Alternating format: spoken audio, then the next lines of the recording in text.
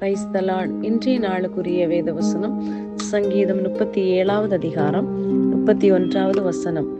அவனுடைய தேவன் அருளிய வேதம் அவன் இருதயத்தில் இருக்கிறது, அவன் நடைகளில் ஒன்றும் பிசகுவதில்லை. அன்புக்குரியவர்களே, இந்த அருமையான கால வேளையிலே அருமைநாதர் இயேசு கிறிஸ்துவின் இனிய நாமத்தில் உங்களை வாழ்த்துகிறேன்.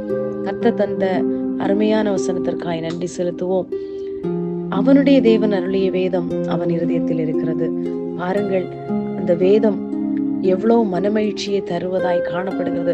நம்முடைய இருதயத்திலே நம்முடைய கர்த்தருடைய வேத வசனங்களை இருதயமாகிய பலகையில் எழுதுவோமானால் அது நம்முடைய எல்லா சூழ்நிலைகளையும் நம்மை விடுவிக்கவும், நம்மை பலப்படுத்தவும், நம்மை தப்புவிக்கவும் வல்லது என்று இந்த வசனம் நமக்கு ஆணித்தரமாய் சொல்லுகிறது. அவன் நடைகளில் ஒன்றும் பிசகுவதில்லை. காரணம், அந்த வேதம் கால்களுக்கு தீபமும் பாதைக்கு வெளிச்சமாய் இருப்பதனால் நம்முடைய நடைகள் ஒன்றும் பிசகி போகுவதில்லை.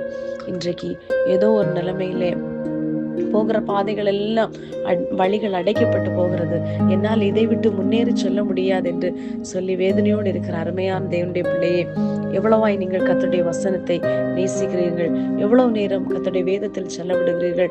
நீங்கள் வேதத்தில் செலவிடும் போது அது உங்களுடைய பாதைக்கு வெளிச்சமாய் மாறுகிறது. உங்கள் இருதயமாகிய பலகையிலே அந்த வேதத்தை நாம் எழுதி விடுவோமானால் அது நம்முடைய வாழ்நாள் முழுவதும் அது மறக்க முடியாதாய் உலகத்தின் எந்த காரியங்கள் வேண்டுமானாலும் எடுத்து மாற்றப்படலாம். கர்த்தருடைய வேதம் ஒரு நாளும் பொய் சொல்லுவதில்லை. அவர் சொல்லியும் செய்யாதிருக்கிற தேவன் அல்ல. பாருங்கள், அவன் விழுந்தாலும் தள்ளுண்டு போவதில்லை. இந்த வேதத்தை நாம் வாசித்து நேசிப்போமானால் அவன் விழுந்தாலும் தள்ளுண்டு போவதில்லை. கர்த்தர் தமது கைகளினால் அவனை தாங்குகிறார்.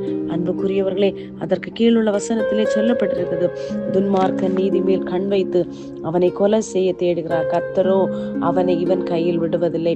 அவன் நியாயம் விசாரிக்கப்படுகையில் அவனை ஆக்கினைக்குள்ளாக தீர்ப்பதும் இல்லை. நீ கர்த்தருக்கு காத்திருந்து அவருடைய வழியை கைக்கொள், அப்பொழுது நீ பூமியை சுதந்திரித்துக் கொள்வதற்கு கர்த்தர் நம்மை உயர்த்த வல்லமுள்ள தேவனாய் இருக்கிறார். ஆகையால் அவருடைய வேதத்தை நேசிப்போம், தியானிப்போம், அவருக்குள் வளருவோம். கர்த்தர் தாமே உங்களை தேற்றி ஆற்றுவாராக. ஆமேன்.